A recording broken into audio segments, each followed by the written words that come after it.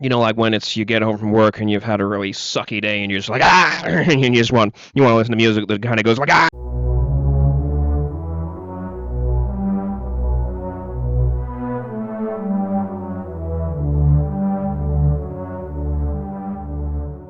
Morbid Angel's Fall from Grace opens with a slow, ponderous riff, lurching between half-step ascents and descents, immediately invoking menace, weight, and threat.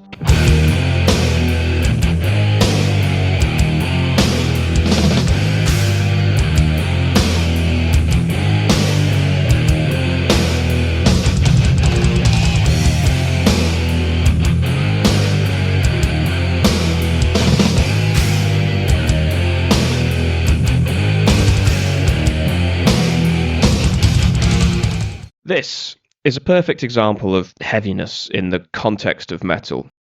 The concept is not captured solely in the guitar tone, the production, reverb, or distortion, but a combination of these things, along with tonal play that leaves a lingering sense of ambiguity and lack of resolution, both musically and emotionally.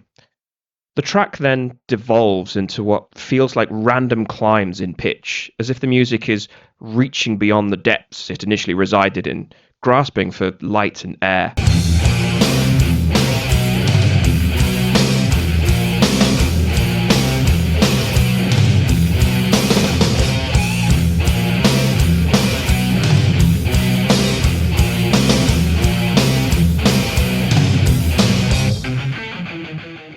Drums tease at release through off-kilter fills, hinting at an increase in tempo, but they keep pulling back at the last minute.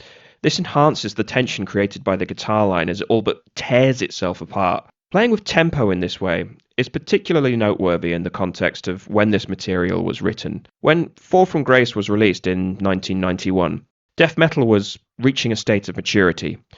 Prior to this, it had been characterized, on the whole, by a frantic, almost impatient sense of energy communicated almost entirely through the language of riffs. This is a process that had been developing for some time. 10 years prior to the release of Fall from Grace, the new wave of British heavy metal movement had achieved something of a compromise between the simplistic urgency of punk and the meandering, indulgent bombast of heavy rock. It streamlined the pomp of 70s album rock whilst elevating the simplicity of punk away from purely verse-chorus exchanges via more complex compositions made up of lengthy arrangements of distinct but related riffs. And whilst thrash heightened the intensity in this regard, it also dragged the music away from traditional melodic forms into atonal or chromatic runs. This meant that a lot of metal lacked a cadence that would make the music feel like it had returned home or resolved itself in some way. It goes without saying that, alongside increasing speed and distortion, this only enhanced the sense of urgency and aggression within metal. And by the end of the 80s, some metal albums consisted of nothing but a consciously ordered string of power chord-formed riffs with little variation in timbre, dynamics, or pitch. Melody had become an optional extra, deployed only to add contrast and drama. This new genre was called death metal, and Morbid Angel were both a key innovator in this form and one of its most adept practitioners. At the time that Fall from Grace was released, it would have been standard practice for a death metal band to break into an unconditional burst of speed at this point in the track, and this would have been the expectation of fans at the time. Instead, we get this teasing, conditional, tentative play with tempo from the drummer Pete Sandoval, thus challenging the listener's preconceptions of how the genre is supposed to behave whilst building tension, until we develop a near incandescent craving for the speed and chaos to finally begin.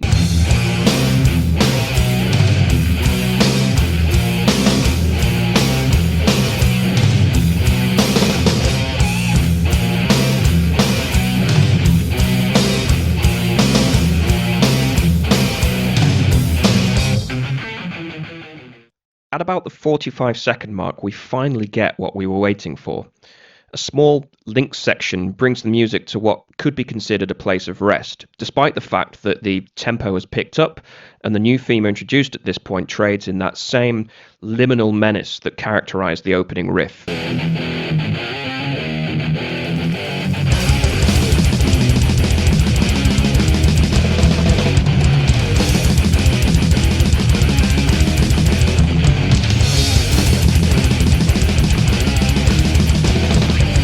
Now that the proto-melodies outlined in the previous passage have been duly jettisoned, the low chromatic riff we see here offers a substitute for home bass in lieu of a perfect cadence. Morbid Angel are sometimes criticized for repeating measures in predictable units of 4, 6, or 8 bars and so on, in contrast to more progressively inclined acts who were attempting to subvert these norms at the time. But I'd argue that you can cause a lot of chaos within otherwise predictable measures, something that Sandoval enhances by often placing fills and accents in the wrong place, for want of a better word. On their previous album, Altars of Madness, drums were notable not just for their speed and precision, but their ability to deliver fills a little left of centre, constantly interrupting the flow of the guitars. But on the first two measures of this new, faster riff on Fall from Grace, Sandoval pulls back to a linear, uninterrupted blast beat, with fills coming at the expected moment. Again, subverting fan expectations here. It's as if he's rewarding the listener for their patience in getting through the jarring opening sequence.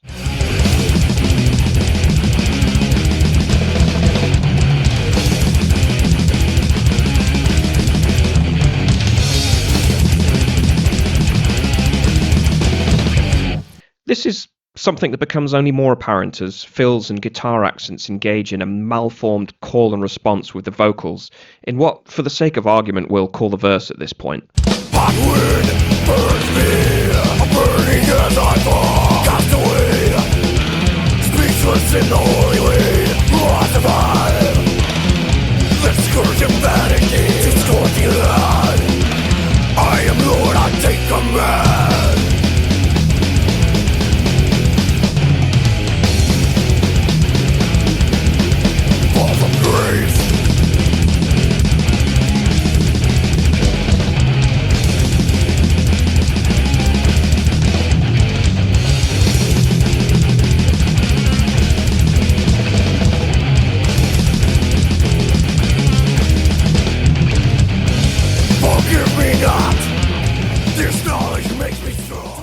David Vincent's vocals were remarkably clear by death metal standards. He is an adept clean singer, something that makes the lyrics perfectly audible and affords his vocal expressions and cadence a more dynamic interaction with the guitars.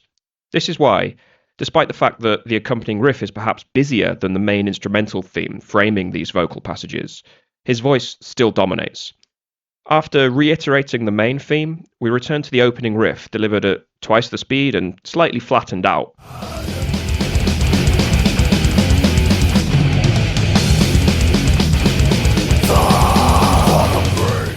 Reasserting motifs in different guises like this is a tried and tested compositional technique borrowed from classical. It allows the listener to study themes from different angles, emphasizing the importance of context in understanding the meaning of particular refrains. This also binds the subsequent development section to the original intent of the piece, as deviations within the track compound on one another.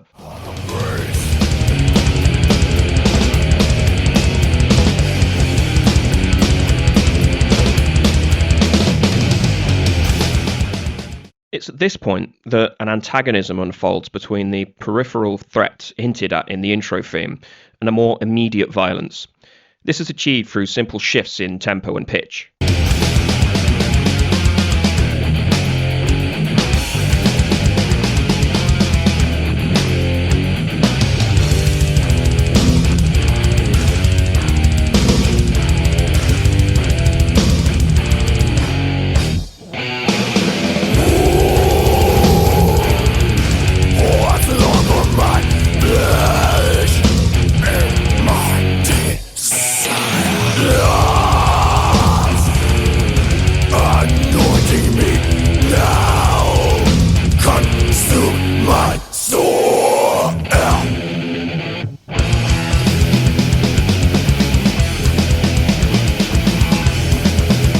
Violence wins for a time, as a frantic lead guitar passage breaks out and dictates the direction and flow of tonal intent.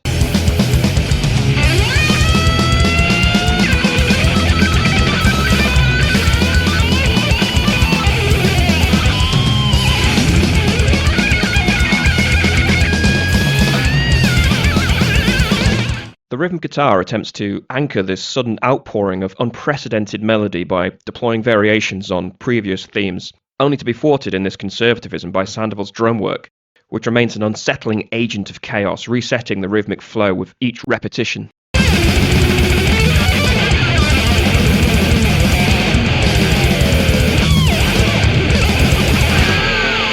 Before compromising with a steady gallop.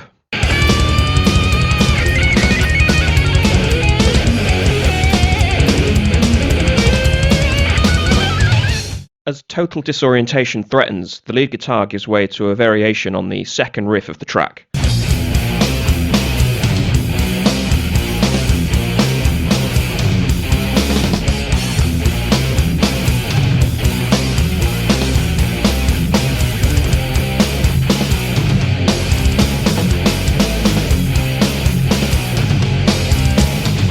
This time, delivered with a heightened sense of urgency and randomness, evoking conflict, enemy, and desperation in the effort to ground oneself. Let's go back to the original version and compare it to this new variation.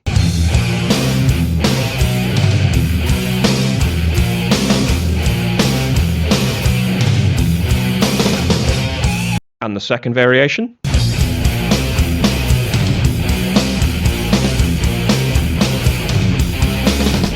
So far, we've not discussed the lyrics or concept behind this track, and that is deliberate. Despite metal's strict aesthetic and thematic norms, they have for me always been secondary to the study of the music itself.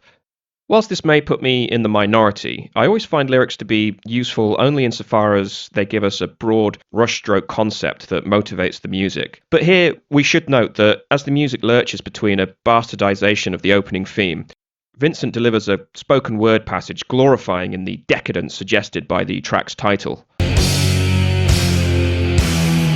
I writhe in the flesh and the sins of hell. I am Belial. I bend my knee not, but for my selfish desire. This signposts us to the completion of the titular fall from grace, contrasting with the tension and urgency of the initial vocal passages, which were more process-driven and intentional compared to this lethargic confidence. The obvious thing to do at this point would be to release all this tension via a perfect cadence, a crescendo, or another burst of speed maybe, but Morbid Angels simply allow the tension to dissolve away, unresolved, like toxins uncomfortably leaving a bloodstream.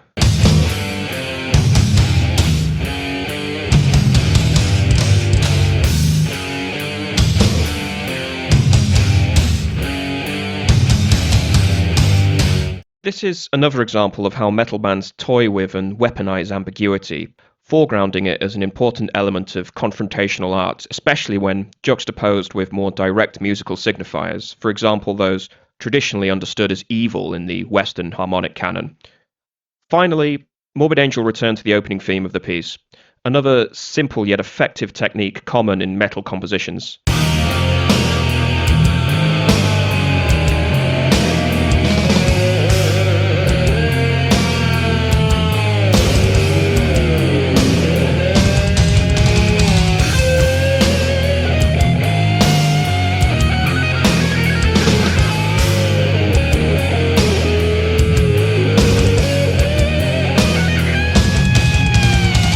Having come full circle, the listener is invited to inspect where they started from, armed with new knowledge and perspectives acquired on the journey. Where once we found menace maybe, inevitability, a lurking threat, now we experience an almost drunken sense of contentment, aided by the pitch-bending sustained guitar lead now accompanying the opening riff. A hazy, intoxicated glee arises from material that only a few minutes ago presented nothing but dread. Morbid Angel closed the track by recapitulating the initial blasting riff one last time.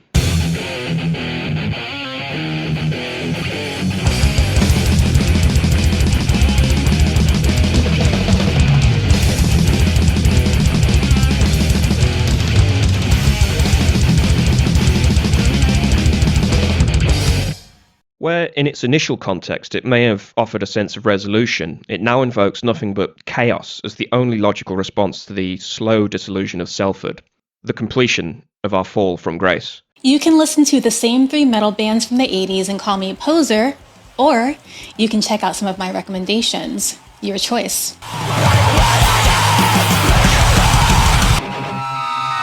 No need to fret about it. We'll lose your head with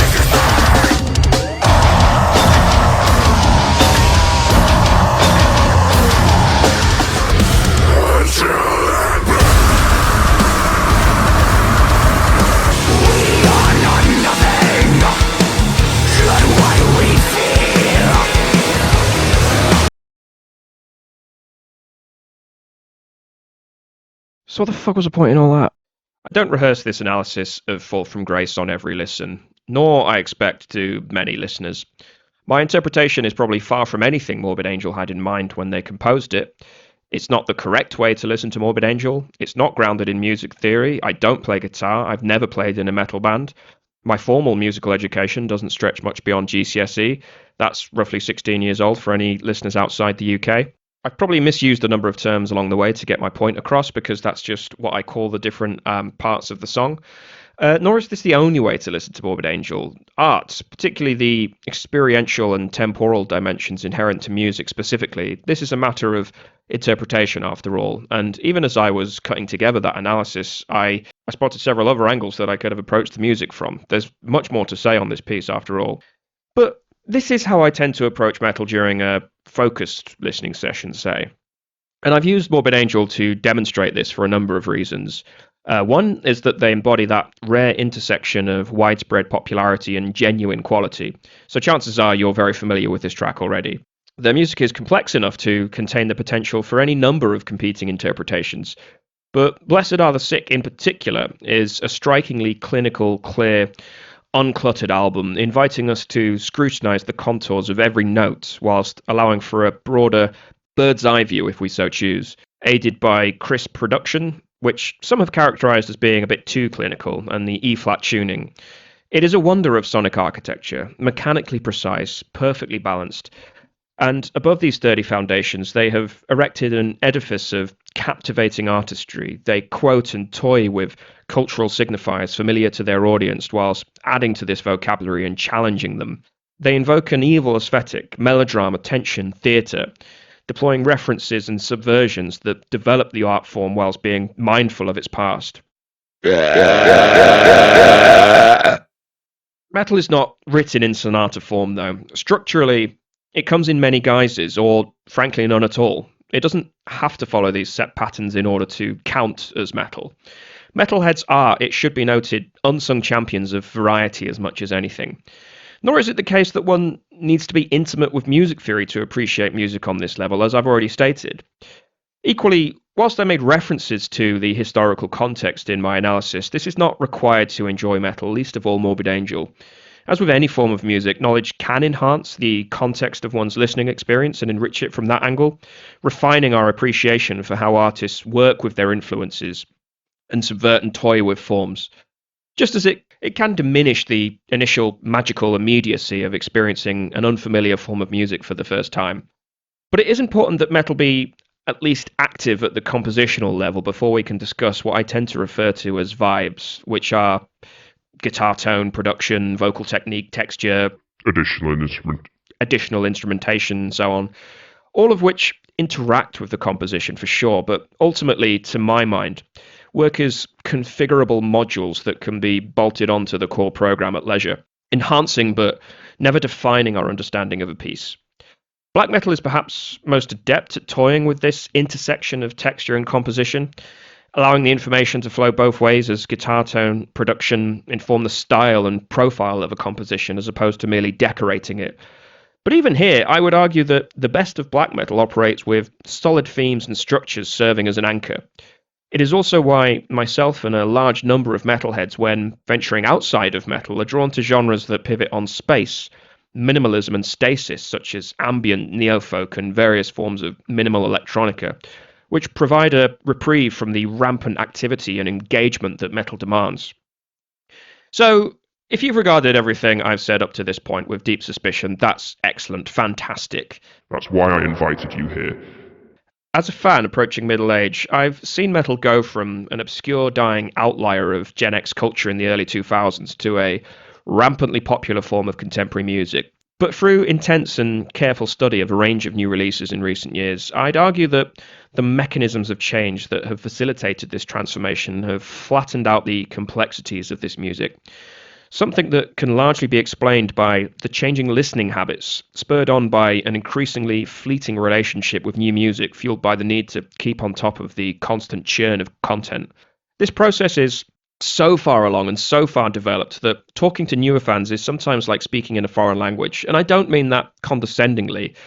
Like, literally certain arms of metal fandom are now so far removed from each other that they look and behave like entirely distinct subcultures. So let's expand on how I think we got here with a case study.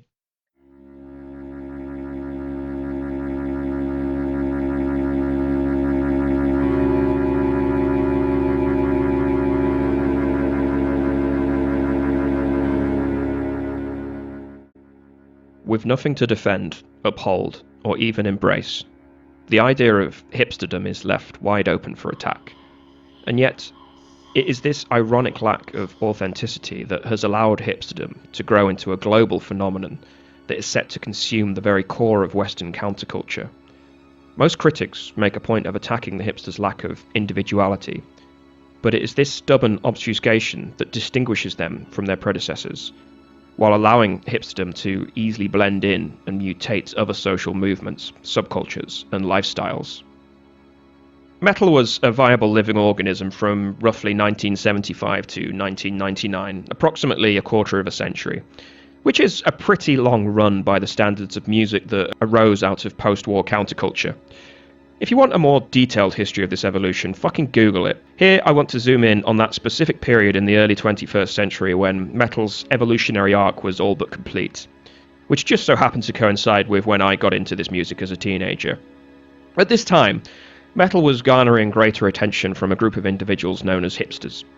Although largely anecdotal, this transformative period goes some way to explaining the present moment of disconnect within the scene.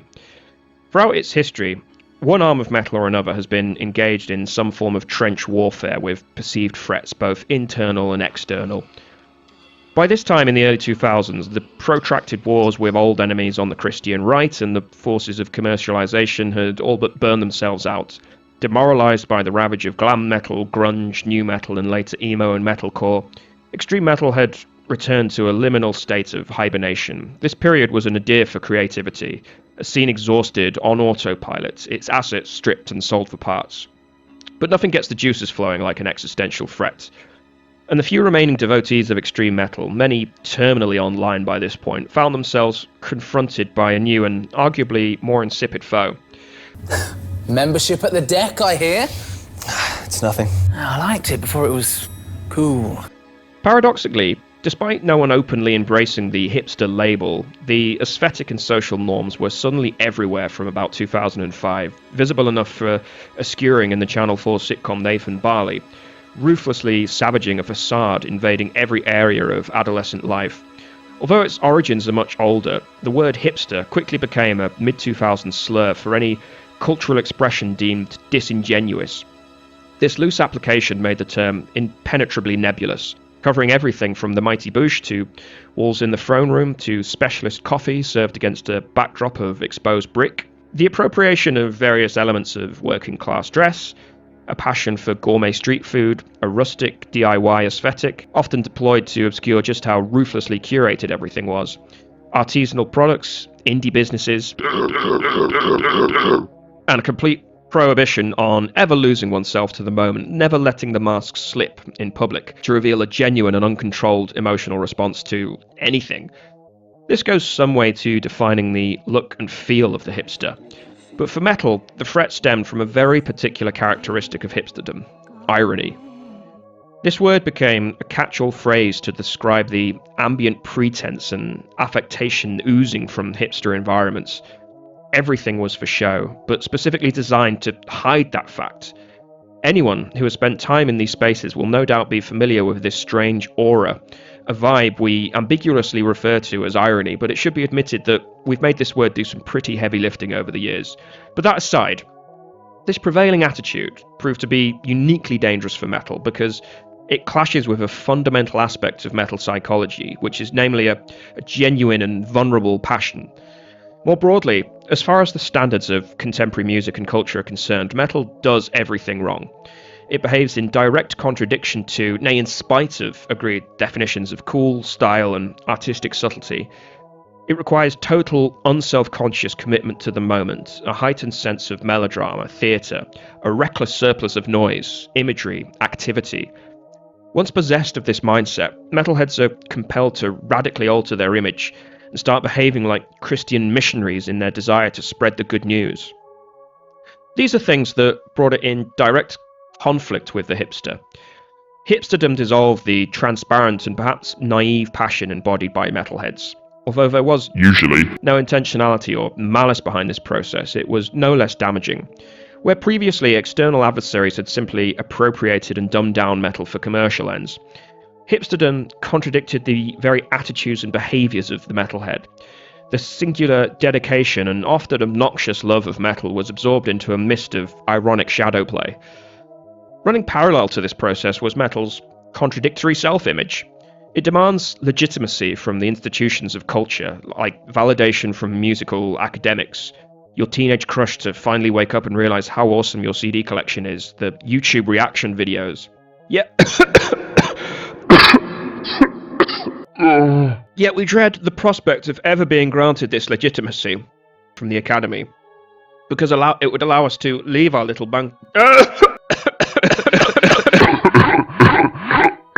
allowing us to leave our little bunker would rob us of a cherished outsider status bordering on victimhood. The push and pull between a sense of superiority amongst subcultures and an entrenched and cherished siege mentality that refuses to accept institutional legitimacy. Hipsterdom cut through all these contradictions like a knife, granting the music not only a sense of legitimacy in the surrounding cultural zeitgeist, but altering the very psychology of what a metalhead could or should look like.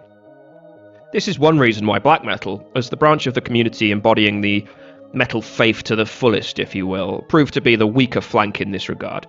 That, and the fact that black metal is the subgenre most closely aligned to the avant-garde in the traditional sense of the word, if that's a contradiction in terms probably. The value of metal, insofar as it gives people permission to be ridiculous, was under threat from a detached, ironic cultural veil, a rigorous recapitulation of cool arrived at through a uniquely rigid policing of behaviour.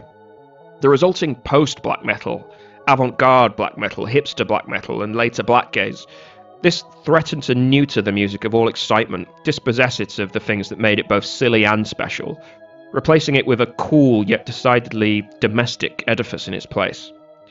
This conflict never really reached a resolution, but as the 2000s bled into the 2010s and the internet was dragged out of the Wild West, the old forums and hideouts were abandoned, replaced by the limited basket of social media platforms we know and doomscroll on today. The idea that you even had to commit to one subculture lost all meaning. The ease with which music can be produced and consumed has given rise to a smorgasbord of choice.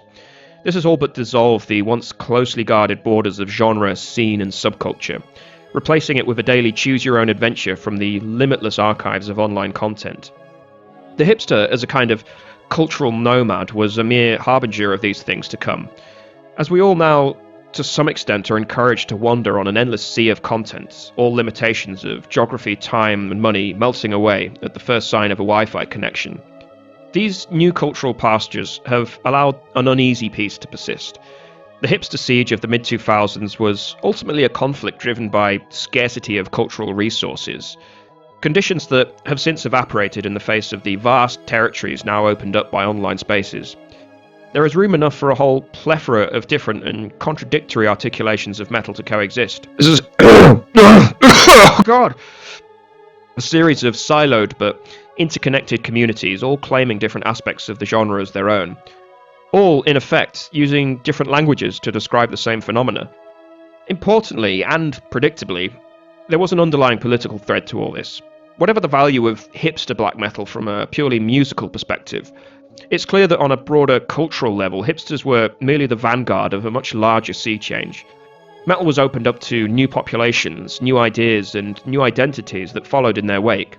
Terms like true and false metal often function as a proxy for conservative versus progressive ideas, a microcosm of a societal-wide divide.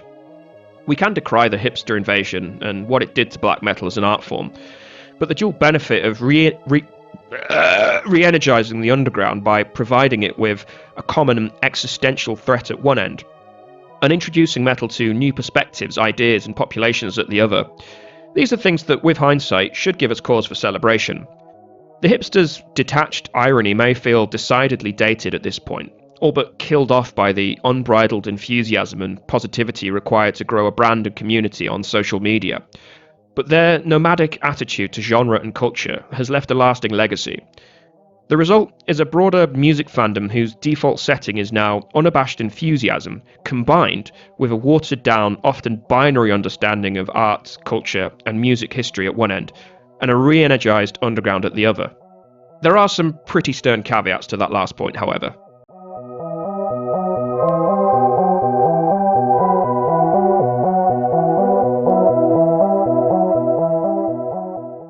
Whenever we are training an AI model on data which is generated by other AI models, it is essentially learning from a distorted reflection of itself. Just like a game of telephone, each iteration of the AI-generated data becomes more corrupted and disconnected from reality. Researchers have found that introducing a relatively small amount of AI-generated content in the training data can be poisonous to the model, causing its outputs to rapidly degrade into nonsensical gibberish within a few training cycles. This is because the errors and biases inherent in the synthetic data get amplified as the model learns from its own generated outputs. The hipster episode is but a microcosm of a much wider trend within 21st century culture, largely defined by the rise of the internet. It facilitated a rapacious archivist tendency within metal fandom in particular, allowing newer generations to discover and resurrect older music that had until recently languished in ultra-obscurity. Therefore, although metal had all but expired as a creative force by the turn of the century, it was not permitted to go quietly into the pastiche goodnight along with disco or swing. By the late 2000s, metal was not just popular again, but ushered into the clubhouse of legitimacy amongst other music genres, and garnering greater interest from a wider music-loving public thanks to the ease of access. This not only rehabilitated once obscure genres and artists, but it allowed legacy acts to rise from the ashes, reform, tour, put out comeback albums, and flood festival bills. We shouldn't mistake all this activity for a renewal of creative and artistic innovation, however. In fact, the most dramatic changes came at the level of music consumption and distribution, through MP3 files and later streaming, alongside the increasing dominance of social media as a means of establishing a brand, promoting and marketing.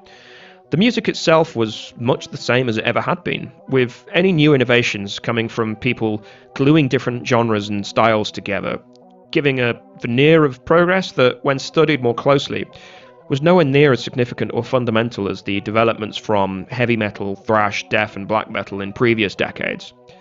As a result, metal looks for all the world like a thriving and legitimate subculture, arguably culture at this point. But the period which saw the most obvious and observable changes between 75 and 99 were the result of a very specific set of historical circumstances, within very specific locations as well.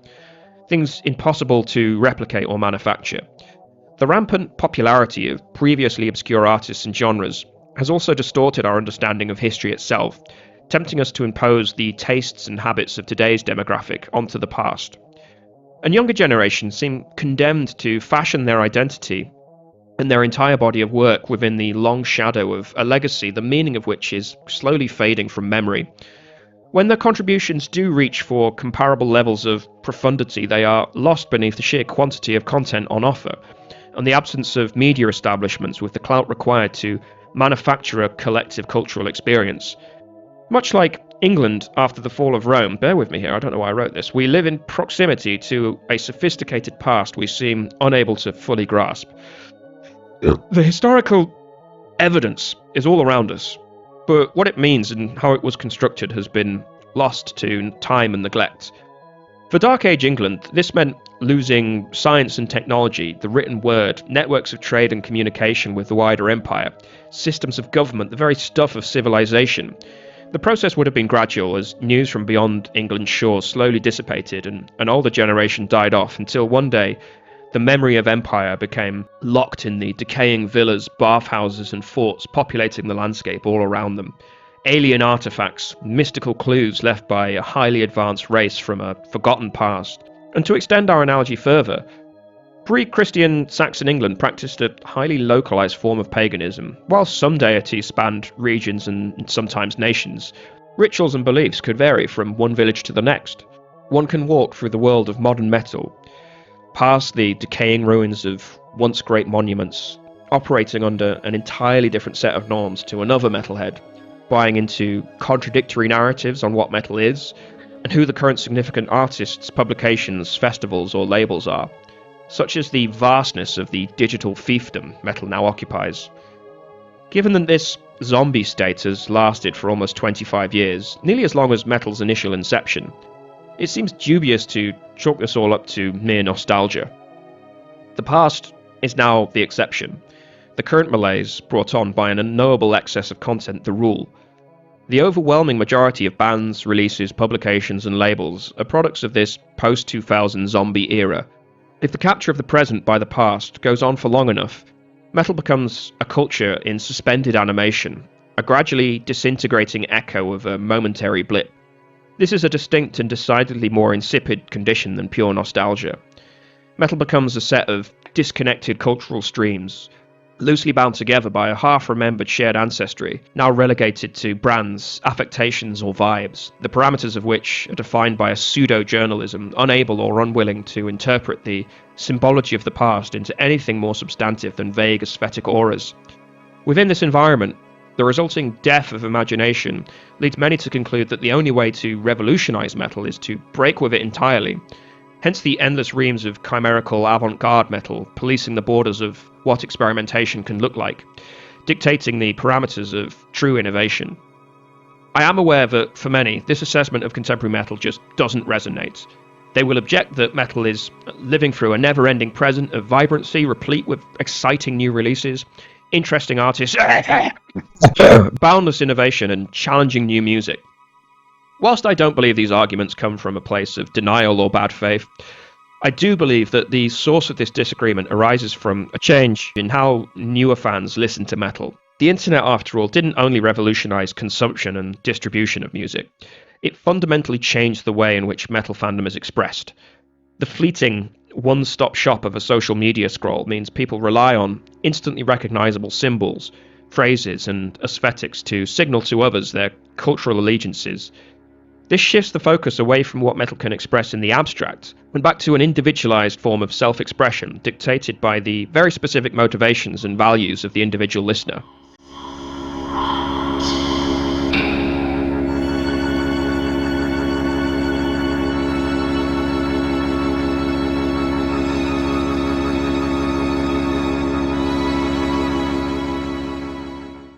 It's really an ideal situation for capitalists.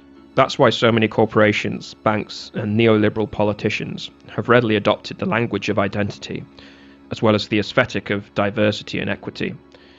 They have every reason to be happy with this cosmological shift, since they will still get to keep property relations intact, as long as they offer more expression to identity concerns. It's important to understand the broader context that created the conditions for this shift before the rot of misanthropy sets in, after all. The slow erosion of the public realm forces us to define our identities by our purchasing habits. Our sense of self foregrounds hobbies and culture because these are malleable marketing demographics, fluid and susceptible to persuasion compared to identities defined by place, community, and class consciousness.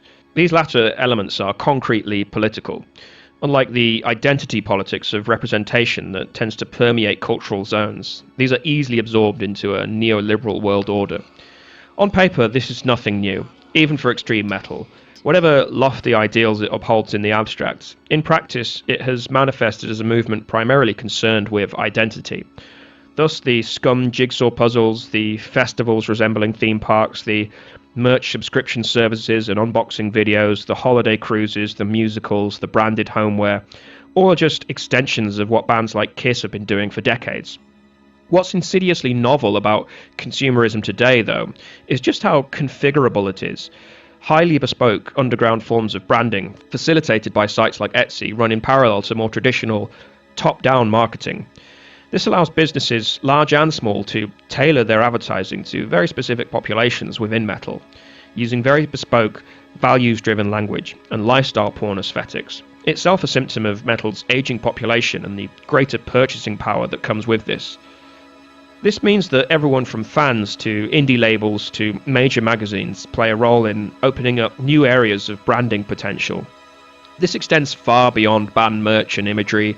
It reaches into one's very cultural philosophy. Are you true to the underground spirit, for example? Are you in favour of professional studio mixes and arena shows, or is a DIY aesthetic important to you?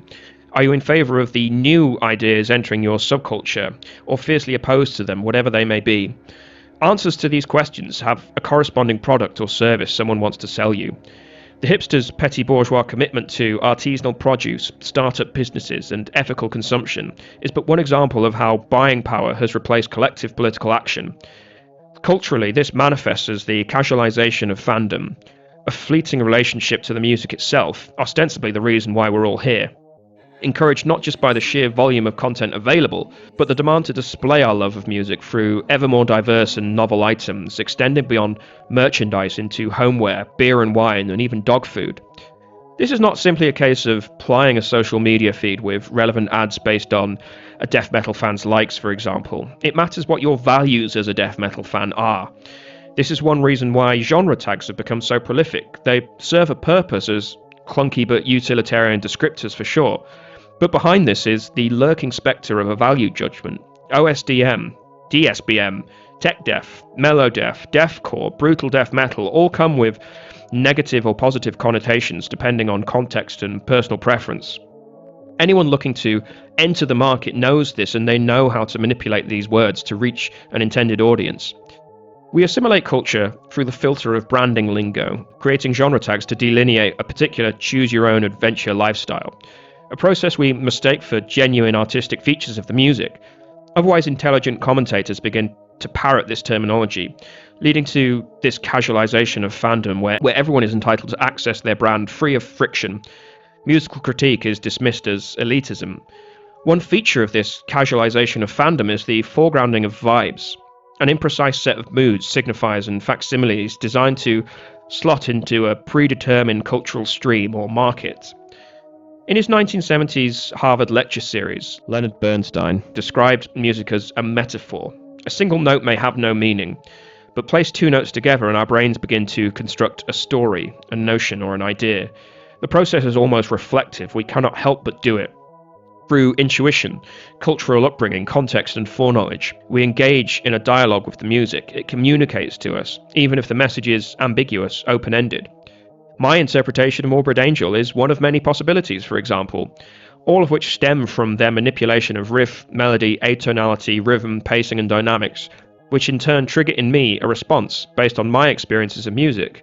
The overall vibe, the triggered drums, the crisp distortion, the slightly American accent, and the clinical production, allow us to impose a historical, geographical, and cultural location onto the music, but they do not define the flow of metaphor and interpretations that result from this, which arise from how these musicians communicate with their chosen genre and are imposed by the listener on the music almost impulsively. We reflexively interpret the minor key as sad, the major key as happy, the tritone as eerie, the atonal as ambiguous and dissonant as alien, for example. Although not always intentional, fudging the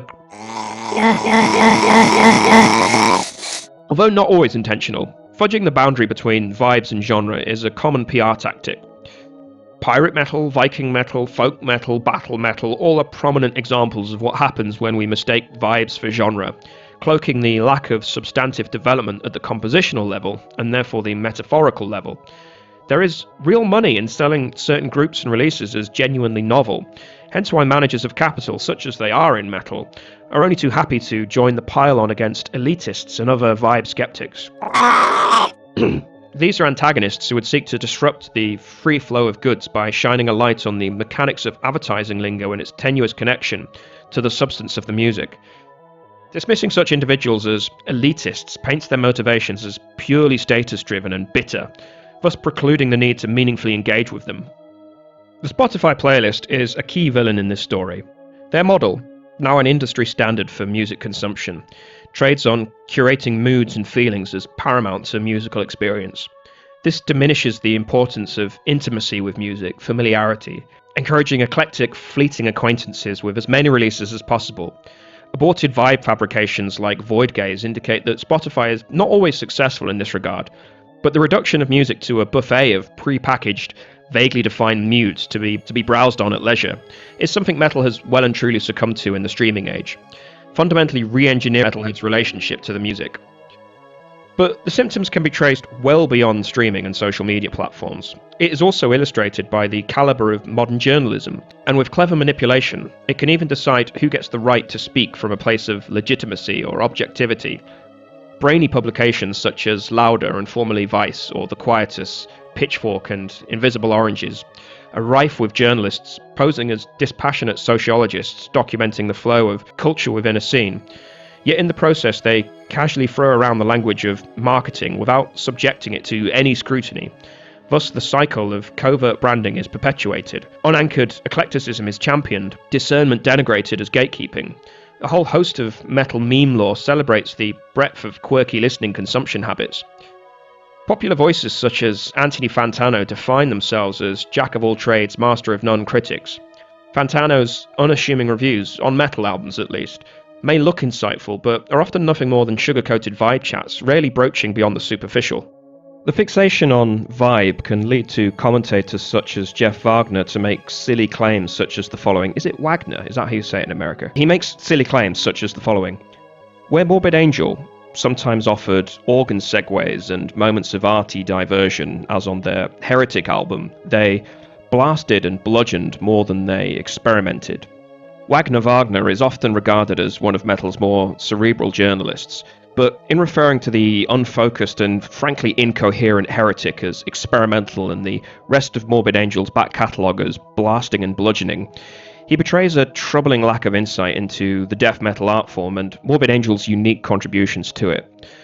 Ultimately, the confluence of vibe marketing and the casualization of fandom engenders the same degree of entitlement that one might feel towards a consumer product. We have been conditioned to believe that we have a right to purchase free of friction, which is literally true for consumer goods. The companies that sell us things, they want our transactions to be as smooth and regular as possible. But art is not a product, even if its emergent vibes are. Hence the generation of terms like elitist and gatekeeper and purist to cloak a lack of interest in the complexity and nuance of genre mechanics. We feel entitled to purchase and consume a vibe free of friction, free of dissent, free of maybe critical thinking. This creates a process of atomization. Music becomes a toy box filled with disconnected artifacts for individuals to stitch together into whatever chimerical form they choose. An individualist expression of personal identity. Equally, this identity that is being expressed is more often than not a superficial cluster of consumer lifestyle modes nurtured by various brands to generate another targetable audience. To question the artistic merit of this is elitist grandstanding. This is also the root cause of the intractable disagreement over whether metal is even a viable living organism anymore. Where one person sees a regular churn of activity and novelty and new releases in life, another sees nothing but the cultural equivalent of an AI model being fed training data generated by other AI models, leading to outputs that rapidly degrade into nonsensical gibberish within just a few training cycles.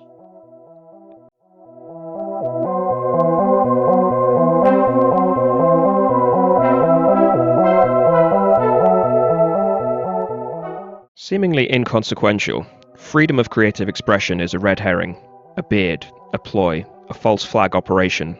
Upholding the inalienable right for art to be anything, say anything, do anything, is a parlour trick, designed by the lords of capital, with extraordinary, insidious implications. It has made art, instead of being the shield, weapon, and broadside pamphlet of the otherwise disenfranchised, attainable to anyone, into a holy bit of fluff, the well-being of which must be protected at all costs by the muscle of the militarized state, upheld by the super-privileged, championed by the cosmetically degenerate. What point is there in defending this beast, and what has the beast, in such company, become? Much of this comes back to our motivation for engaging with art and creating art. Is metal just idle self-expression that we've all got a bit worked up over, or is it something deeper? Contemporary wisdom treats metal, in all its forms, as a toy box, giving us license to lift its visual and sonic signifiers piecemeal as a means of self-expression. It becomes an affectation, a pose, a performative gesture toward various forms of extremity. On the surface, it seems obvious that metal is about self-expression. I mean, how could it not be? But if we look at the way metal rents out imagery, ideas, and conceptual material from other fields, say history, religion, and mythology, and combines them with a strict focus on musical form, structure, predetermination, it begins to look like a deeply rigid, inflexible, unwieldy tool for anyone looking to, say, pour their heart out. Metal provides the user with a set of musical and conceptual tools they can manipulate and add to throughout the process of composition. An ongoing dialogue with a wider historical current, see Fall from Grace for example. Any novel or individual input is then placed within the pool of collective resources and made available for the next generation. Hence metal's fixation on who influenced who was the first to deploy a particular technique like the blast beat, and whether certain artists were as significant as common sense wisdom would have us believe, or maybe other artists that are deeply underrated. This is clearly not the case anymore. Metal, as understood by a younger generation, and in fact an older generation that have inculcated the ideas of the current moment, metal is ostensibly about self-expression, whether this be cultural, political, social, or personal, but paradoxically it retains and even exaggerates its use of extra musical signifiers. This is especially true as metal became an increasingly global presence, and all manner of regional folk traditions and mythologies became wrapped up into versions of pre-existing metal genres. Writing genre metal that calls on specific historical periods is akin to cornering a certain market, plucking a ready-made brand off the shelf that no one else spotted. So today as a listener I can come across artists that sing exclusively about German mining accidents, Napoleonic France, or the Eastern Orthodox liturgy. But the further one goes back in time in metal's history, the less specific metal's imagination becomes, until we arrive back at Black Sabbath and their deadpan reference to Satan as a vague antagonist, the source of conflict, discomfort, contest, or paranoia. The forms of metal that are most explicit in their self-expression, literally about the human experience, tend to be newer forms such as post-metal, depressive black metal, and any form of metal that self-identifies as being experimental, progressive in the contemporary sense of the word, or deploying the gaze suffix, the genres that metal's designated gatekeeper antagonists tend to dislike, in other words. The gatekeeper would argue that the self-expressive element to these genres is exactly what makes them not metal but indie alternative. It is precisely because these styles define themselves in opposition to traditional forms of metal that they become a troubling prospect for the so-called traditionalist. They refuse to submit to the rules of engagement at a cultural level by only extracting from the collective pool of compositional resources in the form of genre alchemy and never contributing to it, and at a musical level by valuing individual expression as paramount. As a result, they fail to point toward a viable collective next step for metal in a way that previous generations did by accident or design. This calls to mind Nietzsche's Last Man. Without direction, time, or purpose, too aware of history, both the internal history of metal and the deeper currents of global history, picking at different areas of culture as idle curiosities with ironic detachment, unable or unwilling to say or do anything meaningful with them. We mistake this cosmopolitan fingering for a celebration of self-expression, a communal hub where all creativity is valid if it is a true reflection of some interpersonal need, and where everyone is engaged in a project of mutual support and love. At the intersection of coping with the relentless competition that is now a feature of running a digital platform, bands, but also labels, publications, promoters, artists, and so on, alongside the facade of self-expression, this leads to a kind of dilettantism, an idle investigation of history, cultural, theological, or mythological material as a shortcut to crafting some kind of brand or image that could gain currency within the wider social media economy. This is self-expression with a false consciousness. All is recycled data.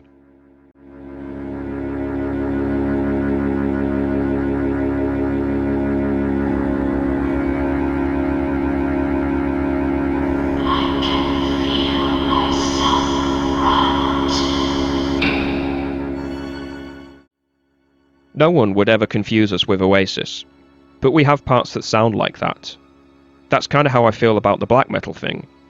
We definitely have parts influenced by black metal, but we aren't a black metal band. I've tried to say that for so long.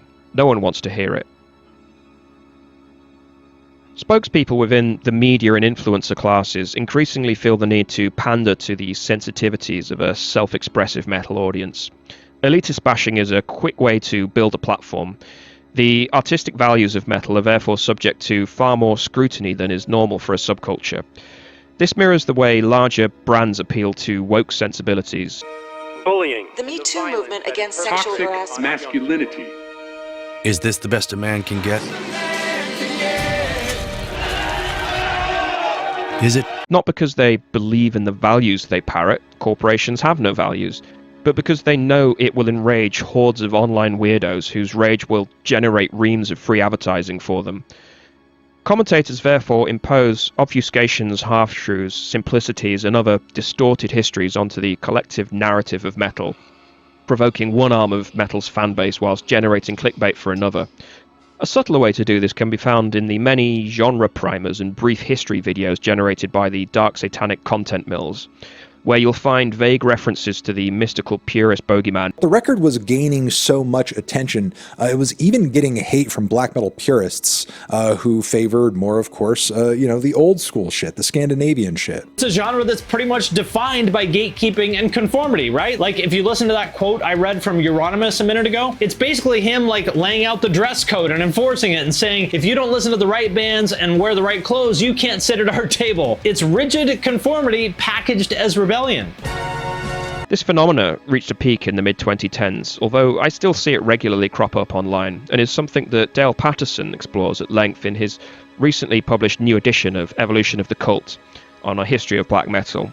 In a lengthy closing chapter on post-black metal and black gaze genres, which he discusses black gaze and post-black metal in a lengthy closing chapter, which are genres which almost by definition court controversy. The main contention is best summed up by this quote. The presentation of post-black metal, black gaze, blackcore as the forefront of artistic vitality within black metal is as embarrassing as it is inaccurate. And when fans of black metal influenced bands attempt to speak definitively on a genre they know very little about, it doesn't do much to endear such bands to the black metal community. He points to the fact that many post-black metal musicians themselves have often stated that they are only inspired by black metal but are not themselves in any way related to black metal.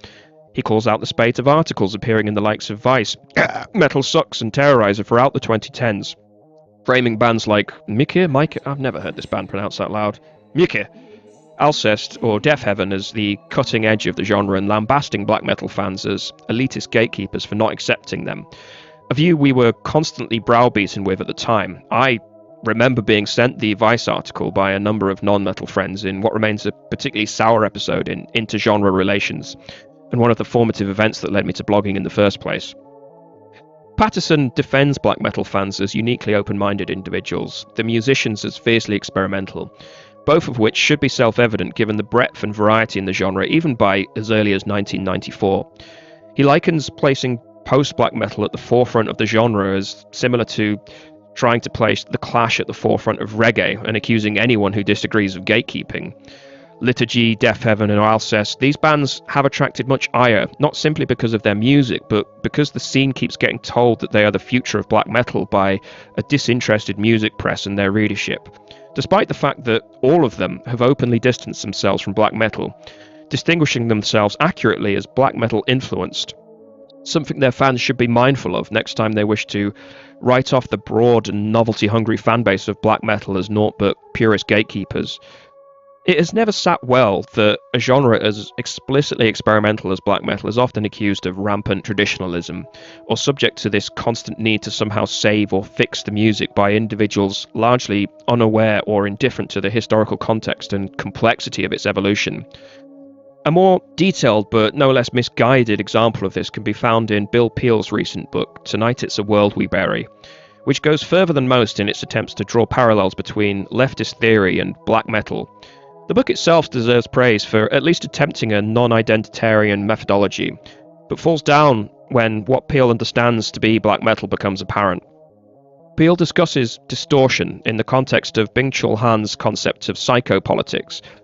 It is not oppression but permissiveness that makes capitalism such a porous opponent. By encouraging us to actively pursue what we want free from external obstacles, Spotify's streaming model is so successful because not only does it give us exactly what we want, but it actively anticipates our desires. Black metal, by contrast, trades on the rare and uncommodifiable trait of distortion, both in the literal and metaphorical sense. It puts up barriers, makes itself unlikable, unlistenable, difficult. Having established this, Peel asserts that black metal's distortion became formalized. It risked stasis and commodification like any other genre. Herein lies the downside to black metal's oppositional attitude.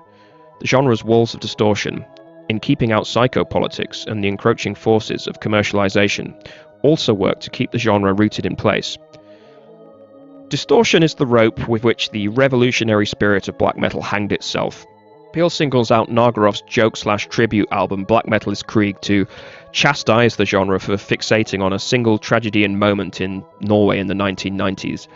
He argues that the homogeneity exemplified by Nagaroff misunderstood the Oslo scene's initial hostility to imitation.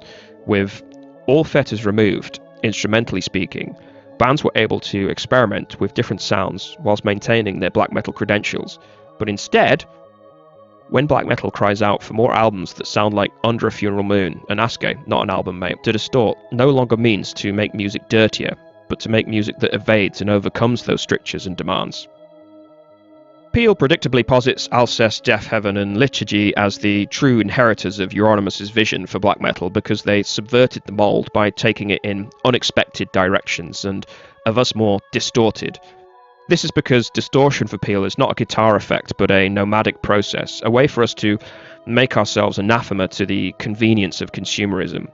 He then outlines 3 contemporary examples of subgenres demonstrating this, that distortion doesn't hide behind walls of familiarity, but is instead nomadic and divergent. These examples are raw black metal, dissident black metal, and hipster black metal.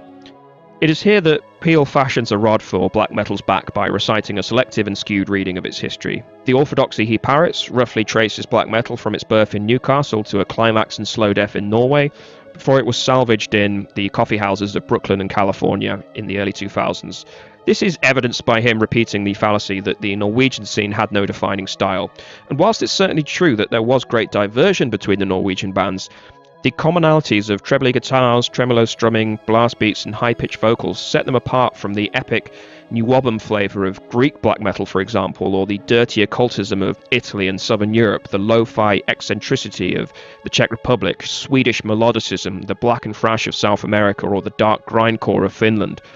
All scenes that emerged in tandem with and some prior to Norway, but by omitting this and simply retracing the common-sense Norwegian-centric narrative, it's easy to argue that black metal was regressive once this scene burnt itself out. Peel is hardly unique in this regard. A series of well-documented extracurricular activities leads academics and journalists to continue evaluating the merits of a diverse, international movement within extreme metal solely on the basis of a small set of Norwegian bands. In rehashing this narrative, it allows him to needlessly wag a finger at black metal for failing to live up to its revolutionary promises. To unpack this further, it's worth examining Peel's choice to position Nagaroff of all bands as emblematic of the traditionalist wing and Deafheaven, the forward-thinking revolutionary wing.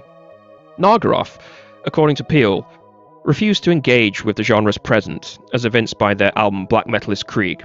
It's worth noting, then, that after the release of this album, Nagaroff's output includes a black metal reinterpretation of Vivaldi's Four Seasons, a blackened electronic ambient collaboration with Nicta's on-spectral visions of mental warfare, and a hybrid of flamenco, black metal, prog, and black and roll on their latest album, Era of Threnody.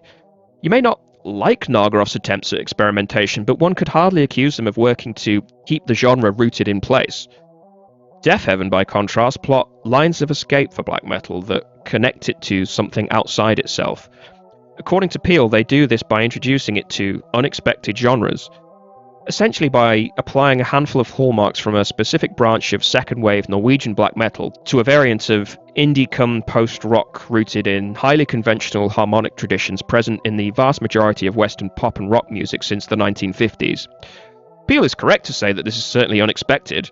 I certainly did not expect that stripping black metal of its ambitious compositional architecture and assimilating some of its tropes into Western pop rock orthodoxy would attract so many otherwise intelligent cheerleaders. The common sense narrative parroted here allows Peel to position Nagaroff as misunderstanding black metal's original spirit and Death Heaven as an example of the desire to construct something different to it, because this view reduces black metal to a simple binary of traditionalists and forward thinkers.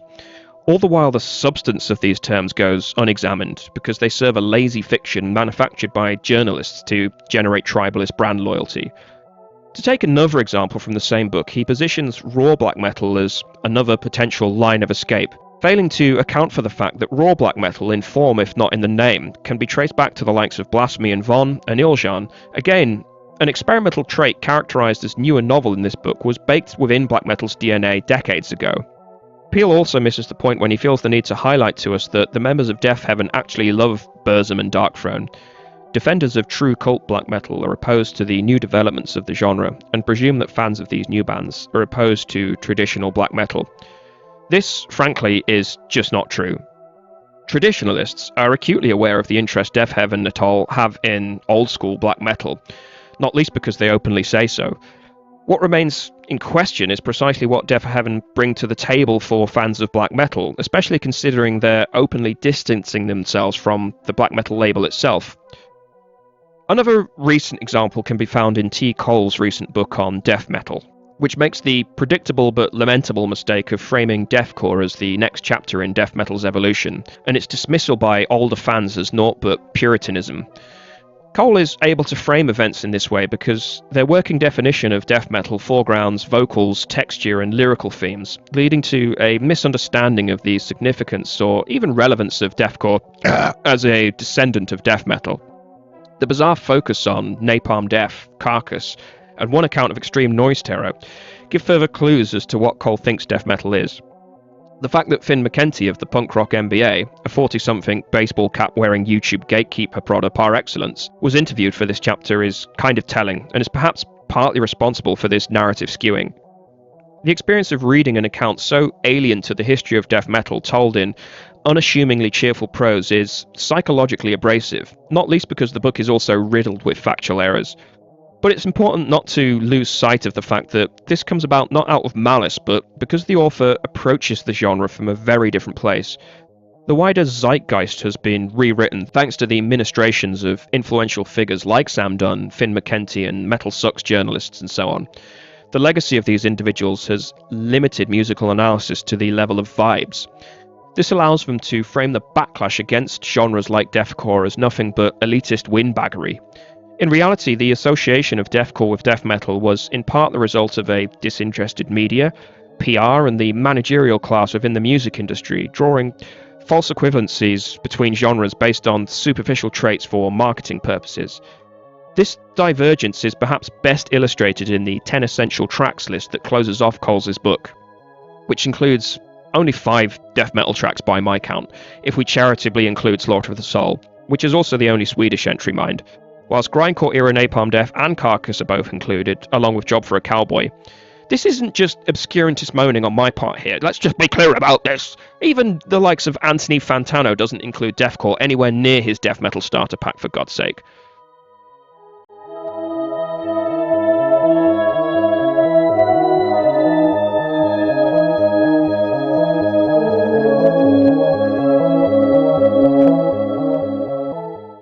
We must not look at the past with the enormous condescension of posterity.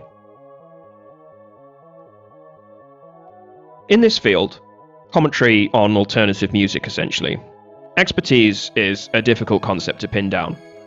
There are certain individuals that speak in certain capacities with a great deal of knowledge, whether that be on music theory, the music tech and the production process, industry knowledge and the economy behind it, but as we move into the wider journalistic field, we find ourselves playing sociologist, economist, and historian, and sometimes in the same breath. This leads to all manner of hyperbolic language and sweeping generalizations that would make an academic cringe. I'm doing it right now. Metal is full of self-identifying experts because, much like the broader spectrum of geek culture it shares demographics with, It tends to attract people with a profound need to order, categorize, archive, and research. This is why metal populations get so up in arms when a high-profile figure or publication makes claims or statements that are factually dubious or otherwise misleading. They indulge in casual hyperbole and absolutist language and reckless generalizations. I'm doing it right now. But it's not enough to simply dismiss this as coming from a place of ignorance.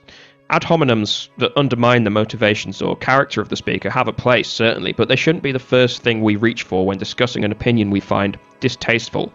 This is something I often encounter on my own writing.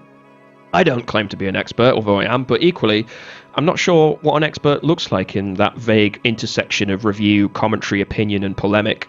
The tagline of my blog is Armchair Rhetoric on Extreme Metal, and that's not just a cute line, but a declaration of intent. Almost everything I publish there is clearly my own opinion. I like to think it's a well-informed and fairly articulate opinion, mostly, but it's opinion nonetheless. I'm not immune from making sweeping generalizations as provocations. It is liable to cause such upset in some that they seem incapable of engaging with an argument on its own terms and must seek to undermine some imagined set of credentials they think I should have in order to speak on this online. They question my motivation or otherwise assume that the arguments are being made in bad faith. I'm drawing attention to all this not to have a bit of a moan, although I do love it, but to merely point out that for some people, reading opinions contrary or challenging to their own is a psychologically difficult experience, one that immediately sets into motion a series of defensive tactics to jettison the hostile antagonist and carry on consuming their beloved favourites free of such conflict. Or else they'll actively stoke and seek out opinions they know to be contrary to their own to stir up drama, to hate read and hate watch, a pastime universal to social media spaces for many years now. Despite my disagreements with the characters I've discussed so far, I genuinely enjoy exploring and challenging their ideas in good faith and attempting to understand why they are so divergent to my own and where they're coming from. It's important to keep this in mind. The alternative is to continue to call each other gatekeepers ad infinitum. So let's maybe zoom in on that term gatekeeper while we're here. If it ever served a purpose, it's certainly all but been lost in the ether now. A bit like hipster, everyone's been called a gatekeeper, everyone's called someone else a gatekeeper. Where once it was a disparagement thrown at self-appointed policers of culture, it has since mutated culture itself into an act of vapid consumption. We have an inalienable right to consume, totally free of friction, free from gatekeepers. Eclecticism becomes a status symbol because taste is mediated through corporate streaming platforms. Culture becomes nothing more than a disconnected set of experiences suspended in a broom without context or meaning. This ultimately is why standards matter and why there is an urgent need to inject austerity into our listening habits, promoting intimacy and familiarity over endless conveyor belts of so-so new material. Equally, if we find ourselves in disagreement with someone over a piece of music, why not discuss it if they are willing and you are willing? Yes, music is a very personal experience, and having someone talk disparagingly over something you hold dear can be difficult. If you really don't want to do it, then don't engage with the content online, full stop. Don't listen to gatekeepers we hear over and over. Don't let them discourage you from enjoying things. Well, certainly, but surely if you really enjoy something, then that inoculates you from gatekeeping. They only exist if you listen to them. If you truly enjoy a thing, then surely that shouldn't be contingent on the unconditional blessing, or at the very least the silence of others. Metal, like any other geeky cultural arena, has become a toy we're all fighting over, pulled this way and that by competing and contradictory agendas. For a long time, it has remained in a state of splendid isolation, pining for attention and legitimacy, but subject to fear and, more often, ridicule. In a post-social media age, the unthinkable has happened. Its wishes have come true. Increasing numbers of music fans have become interested in it. And with that, they have brought their own values, preconceptions, and partial readings of its history to the table. This makes discourse all the more fraught, unfocused, and siloed. But ultimately, this diversity and this variation should be celebrated. And as I mentioned in my discussion of the hipster, it has re-energized the underground to some extent and led to some very, very interesting new releases.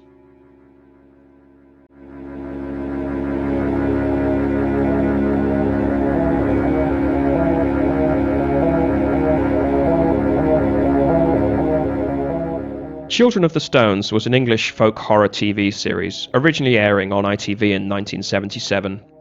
The plot follows astrophysicist Adam Brake and his son Matthew. They have just moved to the village of Milbury, a paragon of pastoral England deep in the sleepy countryside. Break has been awarded a grant to carry out research on the mysterious megalithic stone circle that surrounds the village. As they acquaint themselves with the townsfolk, they begin to realise that some of them are just not all there. They appear incapable of aggression. The children in Matthew's school have mastered advanced calculus. The adults are oddly vacant, expressing only mild positivity at every turn. They greet each other with a salutation, "Happy day!" Happy day, Mrs. Warner. Happy day, Bob. The village itself appears entirely incapable of even mild conflict, tension, or anger. Alongside an eerie soundtrack and disorientating shots of the stones themselves, punctuating each episode with the English weird undercurrent.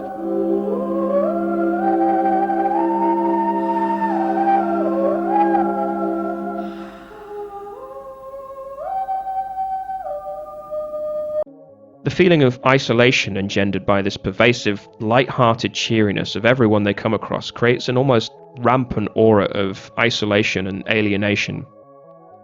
One can engage in conversation with the villagers, but the feeling that one is not quite understood, comprehended, of a great psychological disconnect between our main characters and the surrounding extras only intensifies as the series progresses. One shouldn't rock the boat, ask too many questions, speak out of turn, appear too aggressive, negative, or otherwise combative. Throughout this piece, I have made frequent references to ideological conflicts in metal whilst actively stoking them. I'd love to say this was a deliberate ploy on my part, a clever framing device that I'll now elaborate on to tie everything together into a neat little bow. Sadly, it's just because I couldn't resist. I can't even pretend to step outside of the ideological turmoil and anime of metal without oiling up myself. This, in turn, is but a microcosm of social media's remit of rewarding provocation, pithy takedowns, flattening nuance, and encouraging rage bait. There's no point rehearsing all of this here.